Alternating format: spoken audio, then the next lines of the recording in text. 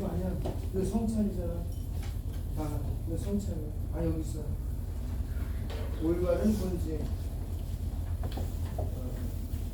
올바른 본질.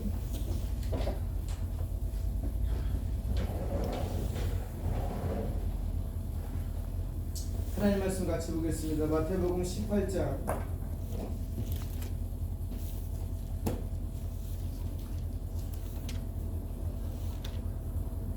15절로 20절까지 나왔어요.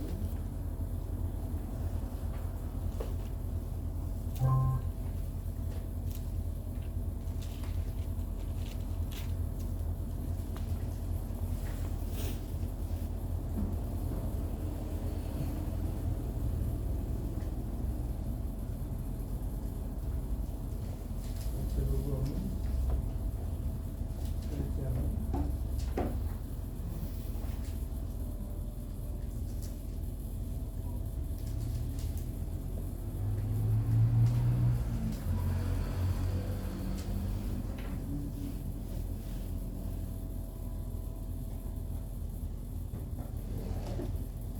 15절로 20절 제가 먼저 읽겠습니다. 내 형제가 죄를 범하거든 가서 너와 그 사람과만 상대하여 권고하라. 만일 들으면 내가 내 형제를 얻는 것이요 만일 듣지 않고는 한두 사람을 데리고 가서 두세 증인의 입으로 하나마다 확증하게 하라. 만일 그들의 말도 듣지 않거든 교회의 말하고 교회의 말도 듣지 않거든 이방인과 세리와 같이 여겨라.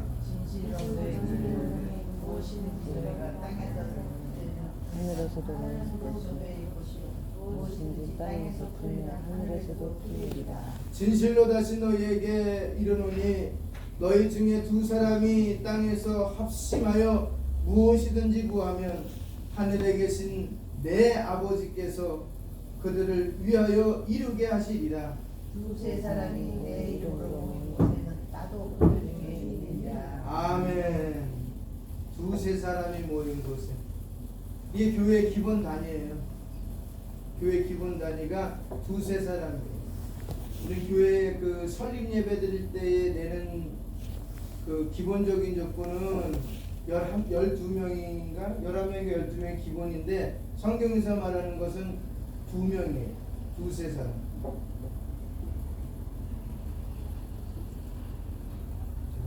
교회 표지 몇 번째 지금요? 세 번째. 첫 번째가 뭐예요? 올바른 말씀 선포. 두 번째는요? 올바른 성례전 집행. 세 번째가 이제 올바른 권징입니다. 교회가 참된 교회라는 표지로 첫 번째는 선포, 두 번째는 성례입니다. 이와 함께 교회가 교회다우려면 올바른 권징이 있어야 됩니다. 권징을 하면 사실 우리는 부담부터 가집니다. 그러나 그 원리를 잘 이해할 때 부담스러운 것이 아니라 아름다운 것입니다.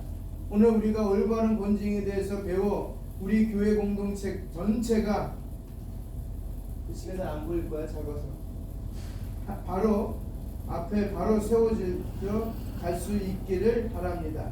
그리하여 우리 교회가 교회다움을 잘 드러낼 수 있기를 바랍니다. 권징이 있어야 되는데 권징이 많이 약하죠. 권징하게 되면 교회 나가니까. 교회 나가라고 권징하는 건 아닌데 더 거룩해지라고 하는 건데. 첫 번째 1번 볼까요? 1번 시작. 교회는 서로를 세워주는 공동체입니다.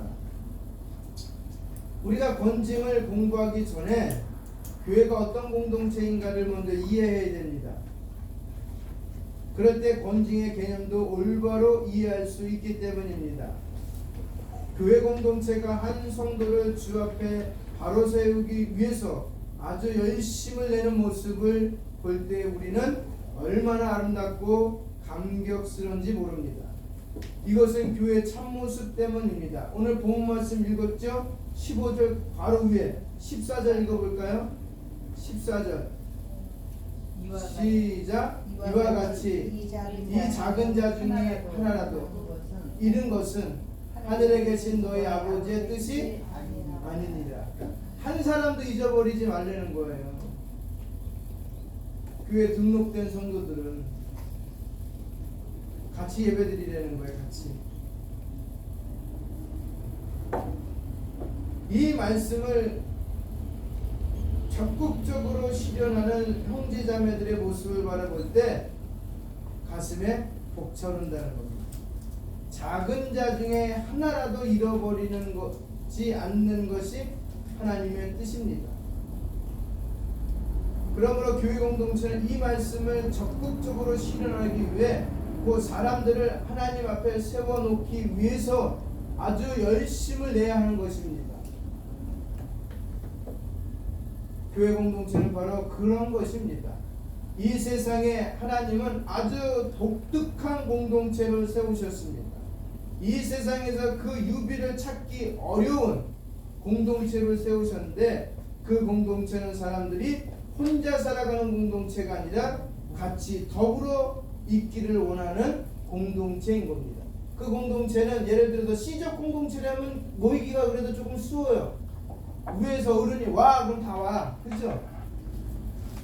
안 그래? 어른들이 오라고 와야 돼요. 근데 우리 그런 공동체 아니잖아요. 그쵸? 전부 다 달라요. 누구 때문에 모인 공동체예요? 예수님 때문에 모인 공동체예요.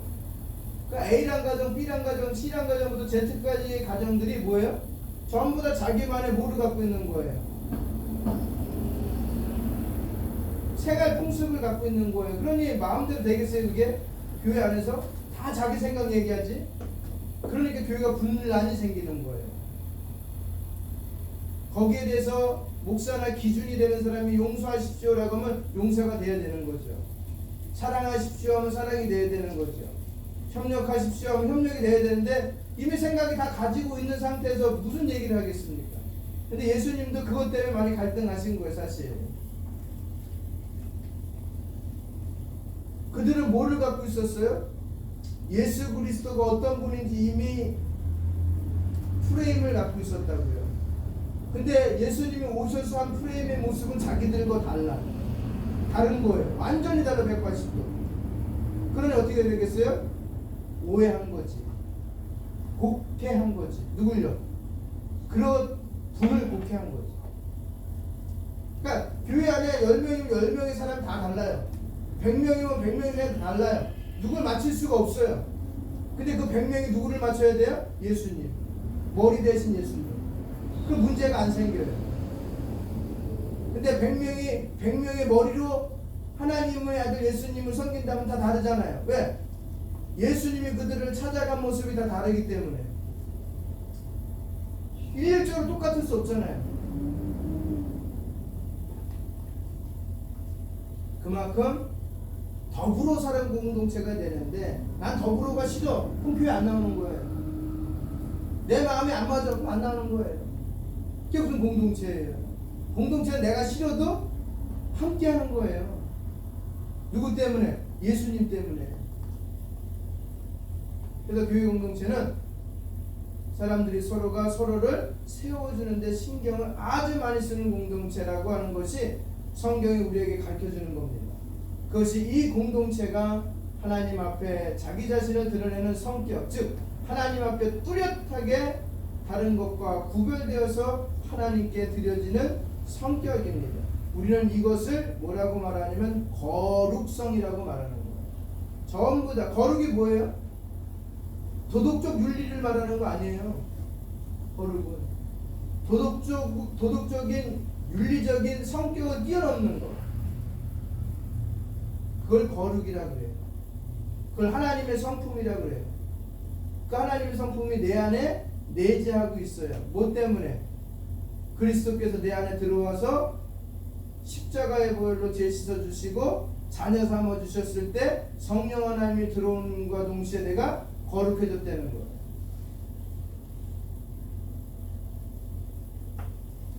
그 성격을 실현하는 방법은 그래서 서로를 바로 세워주고 돌보는 것입니다. 교회의 거룩성을 드러낸다고 하는 것은 서로를 바로 세워주고 돌보는 것입니다. 교회의 거룩성을 드러낸다는 것은 드러낸다는 것은 이 세상에 다른 어떤 특징을 교회에 갖다 붙임으로 되어지는 것이 아닙니다. 어떤 외적인 것을 갖다 붙인다고 해서 거기에 교회의 특성이 드러나는 것이 아닙니다. 예를 들어서 예수님을 믿는 사람들이 모두 다 십자가 목걸이 하고 다닌다고 해서 교회의 독특성을 드러내는 것이 아니에요. 차에다가 전부 다 익뚝수 예수님의 물고기 모양을 다 붙인다고 해서 교회의 거룩성을 드러내는 거 아니에요. 우리는 이 세상에서 이 세상 사람들과 똑같은 상황 가운데서 똑같이 살아갈 수 있습니다. 그럼에도 불구하고 교회의 독특성이 어디서 드러나는가 하면 이렇게 주께서 이 공동체를 세우신 이 특성이 이 공동체 안에서 잘 드러날 때 비로소 우리가 거룩한 교회라고 말하는 거예요. 도덕적이고 윤리적인 거 따지는 게 아니고 하나님의 거룩성 가지고 이야기하는 거예요. 따라서 이것은 굉장히 어려운 문제입니다. 옛날 이스라엘 백성들처럼 어떤 독특한 의식이나 음식 문화를 통해 우리의 특성을 드러내기로 했다면 좀 더 쉬운 일일지 모릅니다. 그러나 이런 외적으로 교회의 독특성, 거룩성이 드러나는 것이 아닙니다. 진짜 교회의 거룩성은 한 사람 한 사람에게 드러나는 것이 아니고 이 공동체가 같이 서 있을 때 드러나는 거예요. 한 사람 한 사람 다 거룩해. 얘기 나눠보면은 다 성실해. 신앙의 안에서. 그런데 그것이 뭉쳤을 때 힘이 발휘를 해야 될 거 아니에요. 근데 발휘가 안 되잖아. 여러분, 꽃게 아시죠? 개 아시죠? 개는 한 마리 있을 때는 이렇게 항아리 같은 데다가 넣고 한 마리 넣으면 자기 스스로가 나온대요. 근데 한 마리를 거기다 더 넣으면요 죽었다 깨도 두 마리 다 못 나오는데 올라가는 거 잡아서 땡기대 자꾸만. 그리고 자르고 상대편은 세 마리 넣으면 아주 그냥 오합지졸이고 네 마리 넣으면 그냥 서로 못 잡아먹어서 안 다니는데요. 이게 대한민국의 모습이래요. 한 사람이면 대단하대요. 대한민국 사람들이 어느 나라 가든지. 그래서 이민을 가잖아요. 이민간 그날에 한국 사람이 한 명이 들어서 살잖아요.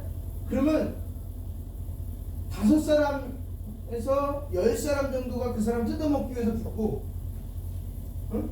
2사람이 들어가면 그 이상이 가서 뜯어먹기 위해서 붙는데 유대인들은 안 그렇대요.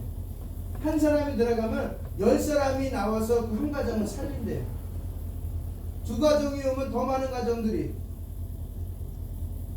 근데 우리는 죽인대. 그런 얘기 들을 때 그래서 교회가 이렇게 힘들구나 라는 생각이. 왜? 교회 다니는 분들이 대한민국 사람이잖아요. 그렇잖아요. 외국 사람 없잖아요. 저희는 한 사람이 잘하는 꼴을 못 본대. 그래서 그러잖아요. 꼭 들어와서 열심히 하고 있으면 먼저 믿었던 사람, 너만 잘하니? 나도 옛날엔 다 그랬어. 뭐 신앙을 뭐 그렇게 유별나게 행동하냐. 그 시절 지나면 너도 나처럼 될 거야. 그러면 안 돼요. 설령 그 먼저 믿었던 사람이 자기의 과거의 모습을 잊어버리면 새로운 신분을 통해서 회복될 수 있는 기회를 만들어야지. 더 열심히 해야지. 같이 으쌰으쌰하면서 가지고 있던 경력을 가지고, 신앙의 경력을 가지고. 그런 공동체가 되어야 거룩성이 훼손이 안 돼요. 그래서 주님께서는 언제나 이 사람들과 관련하였을 때 어떤 한 사람과만 어떤 특별한 관계를 가진 적이 없습니다. 하나님께서는 아브라함 한 사람 불러내셨을 때도 그를 통하여 결국은 온 세상에 있는 사람들과 관련하기 위하여 그 한 사람 불러내신 거예요. 따라서 우리 주님은 언제나 우리 전체와 관련하여 서시는 분입니다. 그래서 주님께서는 어떻게 하면 이 공동체가 주님 앞에서 뚜렷하게 구별된 성격을 잘 드러낼 것인가 하는 것을 신경을 쓰시고 그것이 우리 가운데 있기를 원하셨습니다. 그것이 무엇이냐 하면 우리들이 어떻게 하면 이 공동체에 속한 모든 사람들이 다 주님 앞에 바로 설 수 있을까? 이거예요. 이게 다 바로 설 수 있을까? 제대로 주님의 백성다운 노릇을 잘 해 나갈 수 있을까를 생각하면서 서로 마음을 써주는 거예요. 그것이 먼저 믿었던 사람들, 뒤에 오는 사람들의 모습이에요. 두 번째는 뭐예요? 함께 서야 참된 성장입니다. 오늘 본 말씀 5장 18장 15절 20절은 그 마음 쓰는 것이 어디까지 펼쳐나가는가 하는지를 잘 보여줍니다. 누군가가 우리 가운데서 같이 주 앞에서 생활해 나갑니다. 그런데 그 사람이 하나님 앞에 제대로 생활하지 못할 때가 있습니다. 하나님 앞에 마땅히 있어야 할 모습을 지니지 못할 때가 있습니다. 그러면 이 세상에서는 대개 남의 일인데 내가 왜 간섭해? 그냥 가만히 있자 하며 방관적인 태도를 나타내 보입니다. 왜냐하면 간섭하면 문제가 생기고 욕을 얻어먹기 때문입니다. 그죠? 그죠? 웅덩이 빠진 사람 건져냈더니 못 하려고 한다고요? 보따리 달라고 하는 거예요. 그런 식이니까 안 저거 하는 거예요. 그러나 교회 공동체라는 곳에서는 상황이 다릅니다. 하나님께서 우리를 거룩하게 하셨을 때 그 거룩성은 그것이 남의 문제가 아니라는데도 드러납니다. 그래서 교회는 저 사람이 어떻게 하나님 앞에서 제대로 살아가는가 안 살아가는가 하는 것에 신경 쓰는 공동체여야만 한다는 말입니다. 이것이 안 되면 우리는 하나님께서 우리 교회를 세우신 그 모습에 아직 부합되지 않았다는 것을 증거합니다. 나만 하나님 앞에 잘 살아가고 나만 하나님 앞에서 신앙이 제일 좋으면 되지 이렇게 생각해서는 안 된다는 거예요. 옆에 있는 사람을 신경 쓰려는 거예요. 옆에 있는 사람. 이렇게 하는 사람은 신앙이 좋은 것이 아니라 신앙이 나쁜 사람입니다. 신앙이 진짜 좋으면 다른 사람이 하나님 앞에서 살아가는 모습에도 신경을 쓰게끔 되어 있다는 거예요. 그런데 이 일이 어려운 일이기 때문에 대개 교회들에서도 이 문제에 신경을 쓰지 않습니다.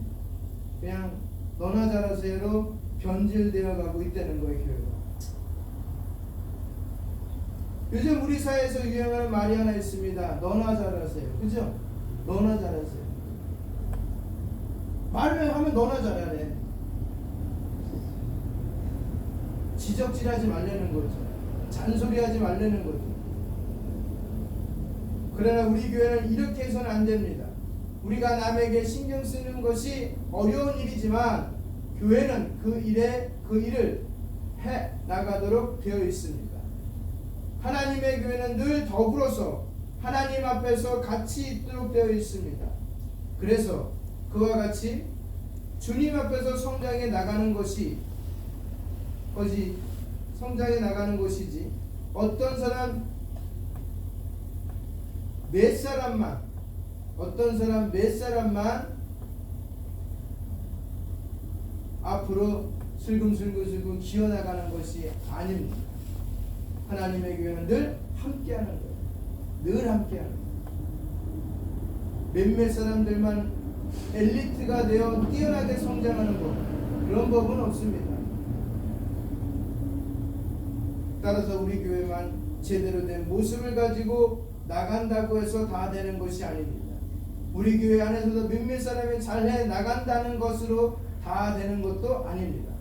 교회의 교회된 모습은 우리 모두 곧 공동체 전체가 같이 주님의 일을 실서해 나가야 비로소 되어지는 겁니다. 그러니까 우리 교회를 지역사회의 교회를 보는데 우리 교회를 보면 이 지역에 있는 모든 교회가 하나가 되는 거예요. 그래서 성경에서 뭐라고 말하냐면 유기체적인 공동체라고 얘기하는 거예요. 무슨 공동체? 유기체적인 공동체. 뼈가 다 연결된 것처럼, 살이 다 연결된 것처럼, 심줄이 연결된 것처럼 이 지역 안에 있는 교회는 모두 예수님을 머리 삼아서 다 뻗어 있다는 거예요. 그러니까 형제고 자매가 되는 거예요. 그러니까 그들을 향해서 뭐예요? 올바른 신앙의 조언을 할 수 있어야 되는 거예요. 근데 그 조언하는 뭐가 들어있어요? 사랑, 분별력, 거룩성 이런 것이 들어가 있어야 된다는 거예요.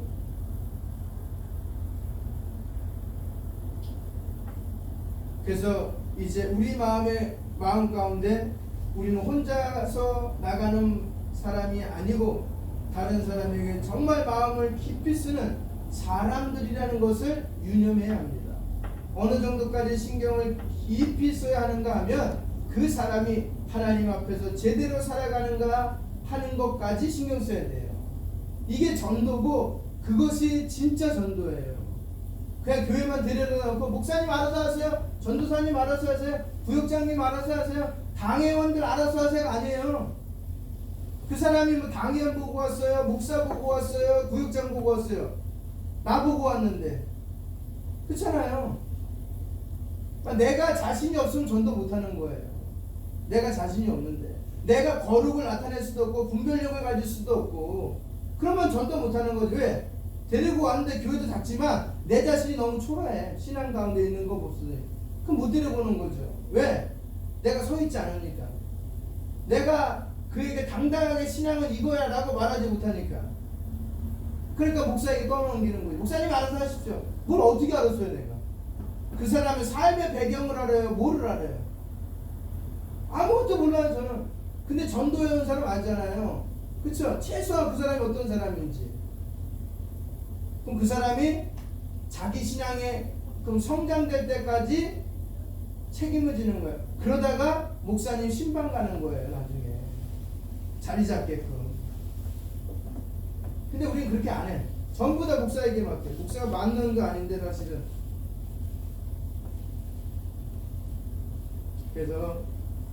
그래서 한국교회 전체가 그런 방향으로 나가는 것입니다. 어떤 몇몇 교회가만 제대로 해 나간다고 되는 것이 아니에요. 그래서 이제 우리의 마음 가운데에는 우리는 혼자가 나가는 사람이 아니고 다른 사람에게 정말 마음을 깊이 쓰는 사람이라는 거예요. 다시 한번 읽어드리는 거예요. 어느 정도까지 신경을 깊이 써야 하는가 하면 그 사람이 하나님 앞에서 제대로 살아가는 것까지 신경 써야 돼요. 하나님 제대로 살아가는 거예요. 오늘 보면 15절에 뭐라고 했어요? 내 형제가 범죄하거든 이 말이 나옵니다. 이 말은 그냥 그런 일이 있나 보다 그렇게 생각하고 넘어갈 문제가 아니라는 말이에요. 즉 성도가 하나님 앞에서 잘못 살아간다고 생각되거든 혼자 가서 개인적으로 먼저 이야기하는 것이 첫 번째예요. 신앙생활 잘 안 하면 그건 얘기하는 거예요. 목사는 맨 나중에 가는 거예요. 먼저는 전도한 사람, 그 다음에 교회 어른들이 가는 거예요. 그러나 그것이 어느 정도 이렇게 정리가 되는 때 목사가 가서 신방 예배 드리는 거예요. 위로 예배를 드리든 축하 예배를 모르는데 그때 하는 거야. 마지막 때. 처음에는 성도들이 다 구슬리고 해서 다 만들어 놓는 거예요.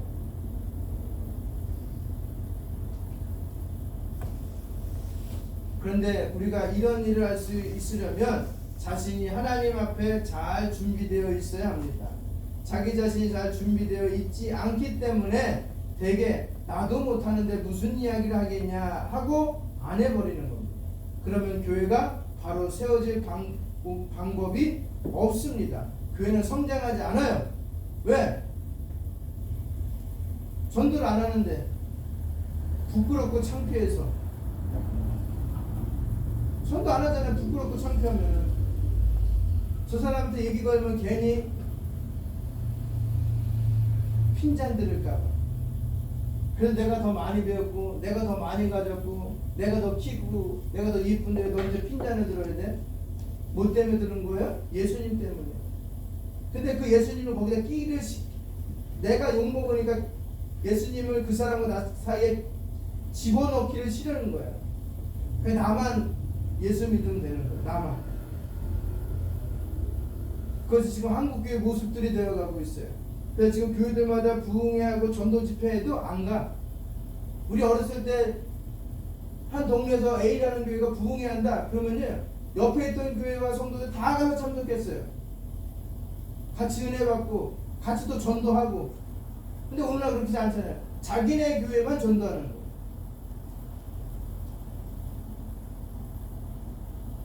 그래서 우리 모두가 하나님 앞에 잘못 살아간다고 생각되거든 도와주고자 하는 마음을 갖는 것이 중요합니다.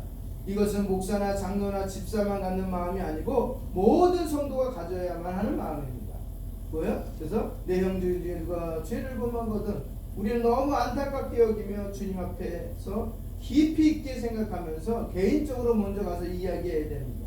이야기하기 전에 주님 앞에 이야기하는 것이 먼저 이어야 돼요. 그러니까 기도하고 가라는 거예요. 기도하고 가라는 거예요. 이것은 자기 마음에 안 드는 것은 무조건 이야기하라는 말이 아닙니다. 주님의 뜻을 잘 깨달아 정말 이것은 주의 성도로서 마땅치 않는 것이라고 생각하면 가서 개인적으로 이야기하는 거 잘못됐다고. 그래서 거기에 뭐가 포함이 돼요? 주님의 사랑을 가지고 가는 거예요. 정죄하러 가는 게 아니라 욥의 친구처럼 정죄하러 오는 것이 아니라 그분을 살리기 위한 뭐예요? 이야기하러 가는 거예요. 그래야 교회가 건강해지는 거죠. 그래서 여기서 이야기하라는 것은 얼마나 현저하게 주의 백성의 잘못된 교회 모습이 교회 전체를 해치는가를 깊이 있게 생각하면서 하는 거예요. 여기에서 우리는 우리의 마음씀이 어디에까지 가야 하는지를 배울 수 있어요. 그를 통해서. 두 번째는 뭐예요? 세 번째, 문제가 있을 때 형제를 공부하는 단계, 권고의 단계. 몇 단계가 있다고 그랬어요? 예? 첫 번째는 1단계, 2단계, 3단계, 그 다음에 출교예요. 첫 번째는 뭐야? 우리 마음씀이 정말 내가 하나님 앞에 바로 살겠다, 내가 하나님 앞에 제대로 살아보겠다는 이런 마음에서 더 나아가 우리가 같이 형제 자매와 같이 함께 바로 서보겠다는 마음으로 이어져 가는 거예요. 이것이 진짜 마음이에요. 성도예요. 네? 이것이 잘 되는 데는 교회가 성장해요. 정말 잘 성장해요. 근데 그렇지 않으면 항상 그 자리에, 항상 그 자리에, 그 자리에. 여러분, 하나님 앞에서 바로 서고 이 세상에서 내게 고난이 찾아와도 나는 하나님의 말씀을 믿으면서 그 뜻을 실현하기 위해서 살아가야겠다는 그런 마음이 내 속에 있지 않으면 이것이 이루어질 수가 없습니다. 그러므로 일단은 먼저 우리 마음 가운데 바로 서보겠다는 마음이 있어야 됩니다. 그 마음이 내 속에 넘쳐서 이제 다른 형제가 잘못했을 때 찾아가서 그렇게 해서는 안 되지 않습니까? 라고 하는 마음으로 이야기를 할 수 있는 수준으로 가야 돼요. 우리가 1차야 그게. 왜? 내가 경험했으니까. 경험한 걸 얘기해야 되는데 바르게 그렇게 했더니 안 됩니다. 이렇게 해야 됩니다. 주님의 마음을 가지고. 두 번째는 뭐예요? 예? 두세 사람이 함께 권면하는 거예요. 이게 두 번째, 두세 사람. 첫 번째 단계에서 형제가 권면을 받아들이면 그것보다 좋은 것은 없으나, 근데 받아들이지 않으면 이럴 때는 안타까운 마음을 가지고 두세 사람을 데리고 가야 합니다. 여기서 두 가지 의미가 있습니다. 첫째는 혼자 공부하는 것보다 두세 사람이 같이 공부하는 것이 더 설득력이 있기 때문입니다. 우리가 신앙생활을 잘해 나갑시다. 우리가 하나님 앞에서 같이 잘 살아나갑시다 라고 하면 좋지요. 근데 혼자 하는 것보다 이거를 두세 사람이 같이 이야기하는 것이 더 낫다는 거예요. 그리고 둘째, 두세 사람이 같이 가서 공부하는 것이 증인의 기본적인 요소예요. 증인의. 증인되면. 성경에 보면 증인은 언제나 두세 사람으로 구성됩니다. 그러므로 두세 사람을 데리고 가서 함께 권고하는 것은 내가 이 두세 사람을 데리고 가서 이렇게 권고했는데 이 사람이 듣지 않았습니다 라고 말할 수 있는 증인의 역할을 하게끔 하는 것입니다. 여기서 주님께서 진정으로 원하시는 것은 두세 사람이 가서 그렇게 이야기한다면 다 들어야 된다는 겁니다. 나는 하나님의 말씀을 안 듣겠습니다. 나는 내 마음대로 살겠습니다. 그렇게 하다가도 형제들이 와서 권면하면 예 알겠습니다. 더 열심히 살겠습니다. 그렇게 돼야 된다는 거죠. 자기 고집을 꺾으려는 거죠. 신앙인이라면 이제 여기까지 오면은 이것이 두세 사람을 데리고 가서 공부하는 진정한 의미입니다. 세 번째 단계 뭐예요? 장로, 교회 역할. 두세 사람을 데리고 가서 공부했는데 안 들어. 그럼 어떻게 해야 돼요? 그럼 교회 얘기하는 거 그때는. 그때 이제 움직이는 거. 먼저는 어디가 움직인다고? 장로들이 움직이는 거. 먼저의 교회는 장로들. 두 번째는 목사동회. 그래서 거기서 말을 안 듣는 거야? 출교하라. 이방인처럼 여기 되는 거야. 이방인처럼. 이방인의 특징이 뭐야? 구원이 없는 사람들. 하나님의 영이 없는 사람. 아들의 영이 없는 사람. 성령 하나님을 모시고 살지 않는 사람들. 구원받은 흔적이 없는 사람들. 지 멋대로 살아가는 사람들. 여호와 하나님을 아바 아버지라고 부르지 못하는 자들.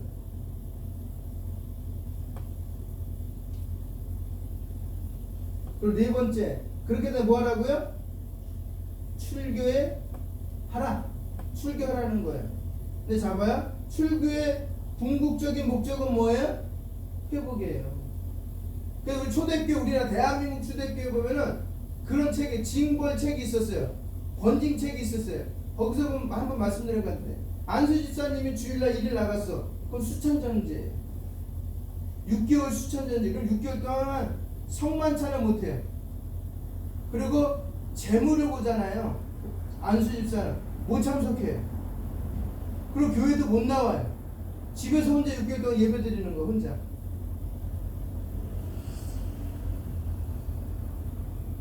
그리고 안수 집사님이 또 다른 일을 벌렸다.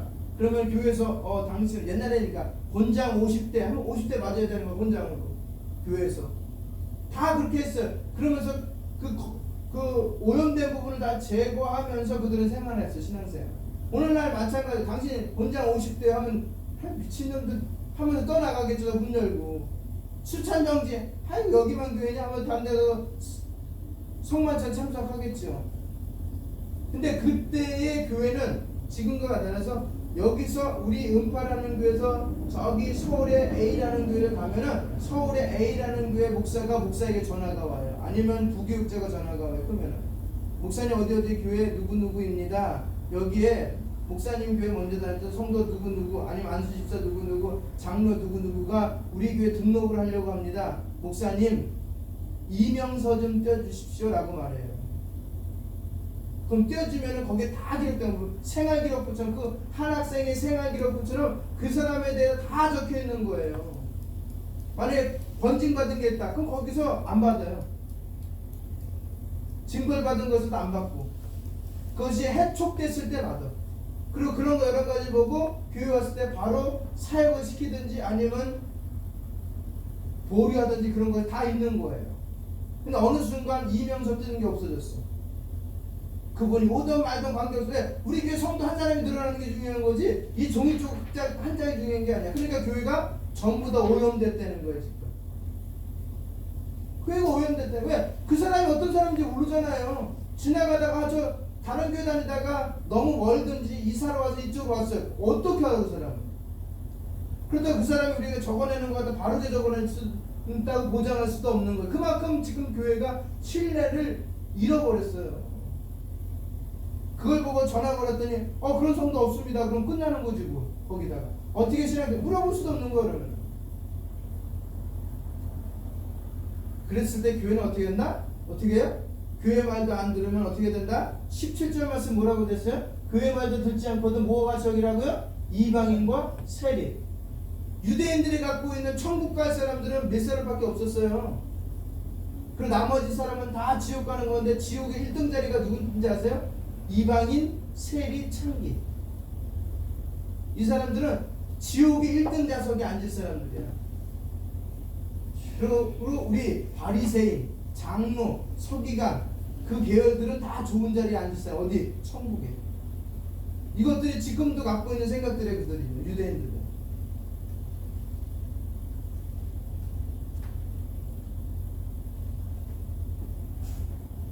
결론을 맺도록 하겠습니다.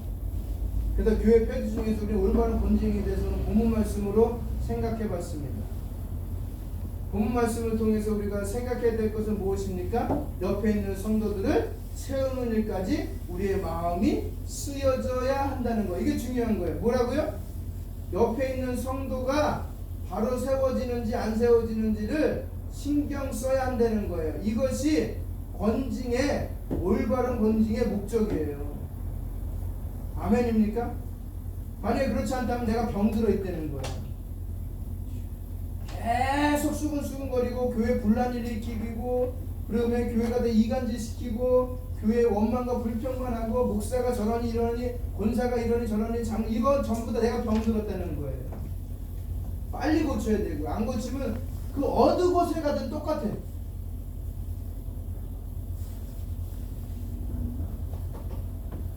저는 그렇게 찾았습니다. 다른 건 모르지만 다 오늘 본문 말씀에 한 문장으로 한다면 올바른 권징은 뭐냐? 옆에 있는 성도를 세우는 데까지 내가 마음 쓰고 있냐고. 안 쓰면 권징을 받아야 돼. 내 스스로도 그렇고. 목사님 제가 못하고 있습니다. 잘하고 있으면 저 잘하고 있습니다 라고 말해야 돼. 이해가시겠죠? 그래서 한번 결론 부분 읽을까요? 시작. 권징의 목적은 거룩한 교회를 세웁니다. 교회는 잃어버린 자를 살리고 세우는 공동체입니다. 본문 말씀 두세 사람이 내 이름으로 모인 곳에 나도 그들 중에 있느니라.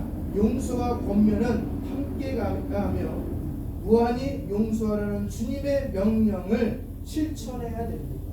아멘입니까? 이것이 우리 음파교회의 있기를. 그래서 세 가지: 올바른 선포, 올바른 성례, 올바른 권징이 있는 교회가 되기를 저는 소원합니다. 아멘입니까? 그래서 여러분들이 옆에 있는 성도를 세우고 그 다음에 앞으로 올 성도 세워서 같이 예배에 참석하는, 다음 주에는 좀 많이 와서 같이 예배 드렸으면 고맙겠습니다. 주기도문으로 마치도록 하겠습니다. 하늘에 계신 우리 아버지여, 이름이 거룩히 여김을 받으시오며 나라가 임하시오며 뜻이 하늘에서 이루어진 것 같이 땅에서도 이루어지이다. 오늘 우리에게 이르와 양식을 주시옵고 우리가 우리에게 죄 지은 자를 사하여 준 것 같이 우리 죄를 사하여 주시옵고 우리를 시험에 들게 하지 마시옵고 다만 악에서 구하시옵소서.